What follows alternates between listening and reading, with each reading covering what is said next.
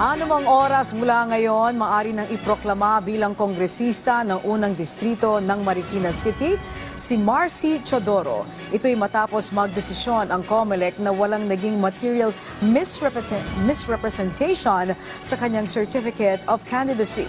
Si Luisa Erispe sa sentro ng balita.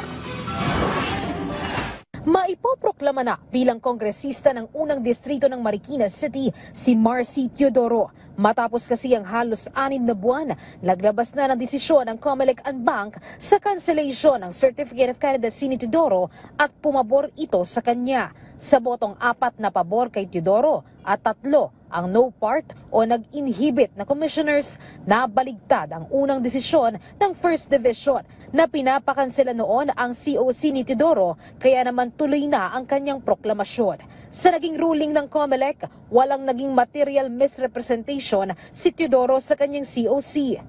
Sa issue naman ng domicile o residency ni Teodoro, naniniwala ang COMELEC lehitimong taga-unang distrito si Marcy. Bagamat iginigiit ng mga nagpetisyon na si Teodoro ay nakatira na sa 2nd District dahil ito na ang nakalagay sa mga dati niyang COC, driver's license at iba pa. Sa desisyon ng COMELEC, domicile o original pa ring address ni Teodoro ay ang 1st District. Dahil binabayaran pa rin naman niya ang mga utility bills sa kanyang address doon. May ID rin siya na hawak na sa unang distrito ang address at may mga testigo na umuuwi pa rin siya sa kanyang bahay roon. Nakalagay din sa desisyon na hindi naman nag-relocate si Teodoro sa 1st District, kundi ito talaga ang kanyang kinagisnang tahanan mula pa noon.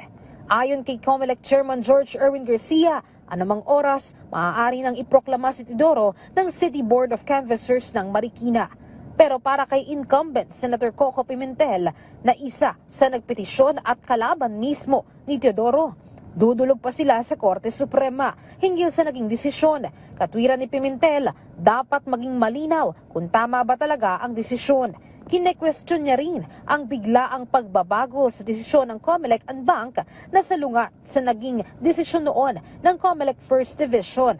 May issue rin si Pimentel kung bakit natagalan umano ang paglabas ng desisyon ng COMELEC. Para naman kay Teodoro, ang naging desisyon ay panalo at boses ng mga taga-Marikina. Luisa Erispe para sa Pambansang TV sa Bagong Pilipinas.